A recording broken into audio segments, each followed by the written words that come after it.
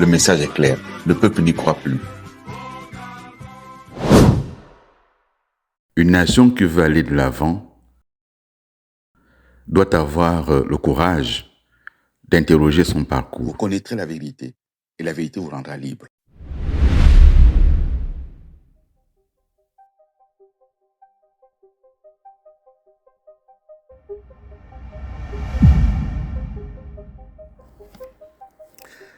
L'année 2013, qui se situe à mi-mandat, est donc une année essentiellement politique, qui s'achève donc sur une note politique avec les élections des maires et des présidents des conseils départementaux. C'est donc une année qui a connu au sein du PDG un certain nombre de bouleversements. Et on retiendra, comme je l'ai déjà dit, le terme frustration. Frustration au sein des instances du PDG, de la part de ceux qui avaient perdu leur fonction. Frustration au niveau de l'appareil d'État, avec d'autres qui avaient perdu des fonctions. Frustration au niveau des collectivités locales, parce que certains avaient espéré être choisis et que d'autres l'ont été. Et donc ce thème frustration va dominer 2013 et naturellement 2014 qui s'en suivra. Il est important, avec le recul, de s'interroger sur les choix qui ont été faits. Il est surtout important de comprendre que ceux finalement sur qui le président de la République, à la fois président du parti, mettra sa confiance, vont s'en réjouir, s'en féliciter. Mais ils ne vont pas prendre la mesure de l'impact des frustrations qu'il y aura eu. Ceux qui, au contraire, auront été frustrés vont l'exprimer. Ils vont l'exprimer d'abord à bas bruit, autour d'eux, et puis progressivement, ça prendra. Lorsque 2014 arrivera et qu'on fera quelques tournées à travers le pays, cette même frustration reviendra dans les conversations, dans les échanges. Et cela aura un impact significatif sur la vie du parti. Mais 2013, ce n'était pas que politique. 2013, c'est aussi la poursuite des efforts de développement du pays, avec un certain nombre d'inaugurations. J'ai déjà parlé de l'inauguration de la zone d'Angkok quelques temps auparavant, mais d'autres entreprises s'installent en Angkok. Angkok continue donc à s'agrandir.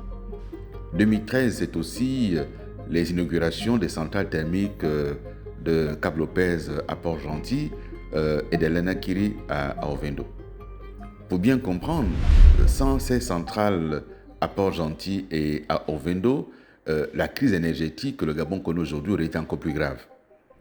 Mais également, le développement qu'il y a eu dans le sud de Libreville, avec notamment les entreprises qui sont installées, mais aussi le développement de la zone d'Angkok n'aurait pas pu avoir lieu sans l'apport de la centrale thermique d'Alenakiri. Chez Port-Gentil, un certain nombre d'entreprises étaient en grande difficulté par manque d'énergie. Même si aujourd'hui, la situation ne s'est pas améliorée, mais du fait principalement de la vétusté de la centrale qu'opère la SEG à Port-Gentil. Et donc ces inaugurations contribuaient à asseoir des efforts de développement. À côté de cela, il y a aussi les plantations. Il y a la plantation de palmiers à huile d'Olam au niveau de Awala à Kango, qui connaît là aussi un développement. Il y a les plantations des vercultures Habitam, Okok et Batouri, qui aussi connaissent un vrai développement. Et cette question de l'EVA-culture Habitam a suscité un émoi dans l'opinion. Un certain nombre d'acteurs politiques originaires de Wellington s'y sont opposés. Un certain nombre d'ONG ont émis des réserves, ont indiqué que ce n'était pas le bon choix. Et lorsque le temps viendra, on se rendra compte que mais c'est un choix qui a été fait et qui s'est avéré plutôt positif pour la région, avec des emplois qui ont été créés, avec des localités qui se sont développées, qui ont eu un impact significatif, positif, grâce à ces plantations. Certainement que d'autres choix étaient possibles, mais ce choix-là n'a pas été mauvais. Et donc ces efforts se poursuivent parce que là, il s'agit d'entamer la question de la diversification de l'économie.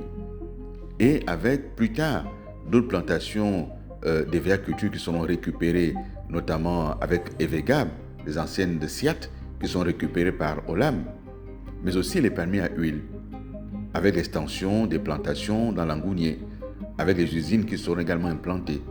Et le palmier à huile du Gabon fait aujourd'hui que la balance commerciale entre le Gabon et le Cameroun soit positive en faveur du Gabon grâce à l'exportation de l'huile de palme et des produits dérivés.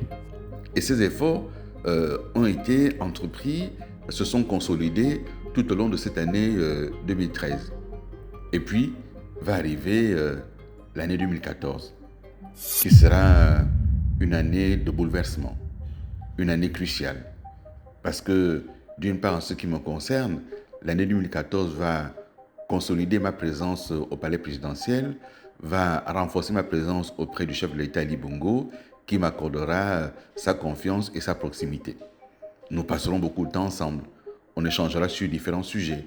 Et mon travail de porte-parole, de conseiller politique, m'amènera en 2014 à mieux observer les difficultés qui existent entre le palais présidentiel, le cabinet du président et le gouvernement.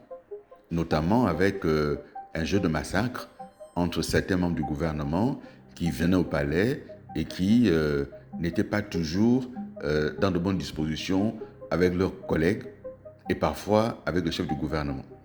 Et cela aussi a fait partie des difficultés pour lesquelles, lorsque j'ai été amené à concevoir un projet, le projet de Ensemble pour le Gabon, j'ai pensé qu'il fallait clairement avoir une distinction entre l'activité du palais présidentiel qui doit accompagner le président dans l'élaboration de ses décisions et le gouvernement.